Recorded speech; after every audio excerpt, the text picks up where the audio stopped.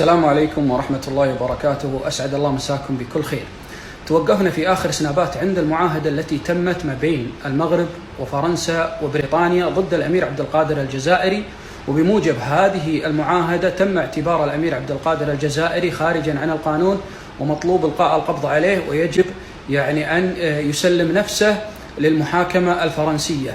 واستمر هذا الوضع بتحريض البريطانيين والفرنسيين وسلطان المغرب، تحريض القبائل اللي كانت موجودة مع الأمير عبد القادر الجزائري بالتمرد عليه والانشقاق عنه وتركه وحده. والأمير عبد القادر الجزائري كان يكافح هذا المشروع الفرنسي والاستعمار الفرنسي والاحتلال الفرنسي للجزائر. لما شاف الأمير عبد القادر الجزائري هذه الأمور والصعوبة البالغة اللي حاطت فيه، قرر أن يلجأ إلى المغرب، يدخل المغرب ويحاول يرتب الصفوف من داخل المغرب بوجود قوات إضافية، ثم بعد ذلك يرجع إلى الجزائر. وقرر الأمير عبد القادر الجزائري أن يعين نائبه أحمد بن سالم قائدا على القوات في الجزائر لحد ما تنتهي مهمته في المغرب، ويجمع القوات ويرجع مرة ثانية إلى الجزائر لاستكمال مشروع مكافحة ومقاومة المشروع الفرنسي. وأثناء ما كان الأمير عبد القادر الجزائري في المغرب، حاول الجنرال بيغو الحاكم الفرنسي للجزائر بالتحرك عسكريا باتجاه القرى والقبائل الموالية للأمير عبد القادر الجزائري، وفعلا تحرك واستطاع أن يحرق 50 قرية من هذه القرى، مما صار هناك نفور وابتعاد نوعا ما وخوف من الانضمام إلى الأمير عبد القادر الجزائري. وبعد ما تم إحراق 50 قرية، قرر بيغو أن يرسل رسالة عن طريق استخباراته إلى أتباع الأمير عبد القادر الجزائري ليوصلونها إلى الأمير عبد القادر الجزائري. كان نص هذه الرسالة بأن بيغو يقول له: إذا سلمت نفسك واستسلمت فأني سأتركك تعيش في مكة منعما.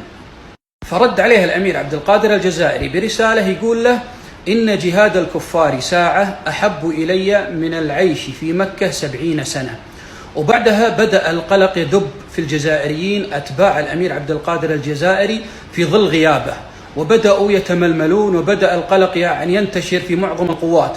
فقرر أحمد بن سالم أمير الجيش نائب الأمير عبد القادر الجزائري أن يرسل رسالة للأمير عبد القادر الجزائري يشرح لها الأوضاع، ويقول له بأن الجيش بدأ يتململ وأن هناك قلق كبير، والمرجفون المنافقون اللي موجودون بين الجيش بدأوا يثيرون الإشاعات والغرائب داخل الجيش، وهذه الأمور لا شك أنها تهدم معنويات الجيش.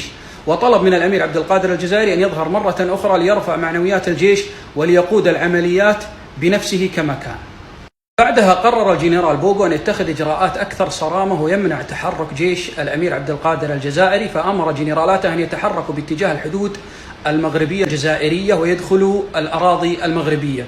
وفعلا تحركت القوات الفرنسية لغاية ما وصلت عند مقام يسمى مقام السيدة مغنية، وهدموا هذا المقام. وصلت الأخبار إلى سلطان المغرب بالتحرك الفرنسي داخل الأراضي المغربية، فقرر أن يرسل لهم رسالة حتى لا يثور الشعب على السلطان.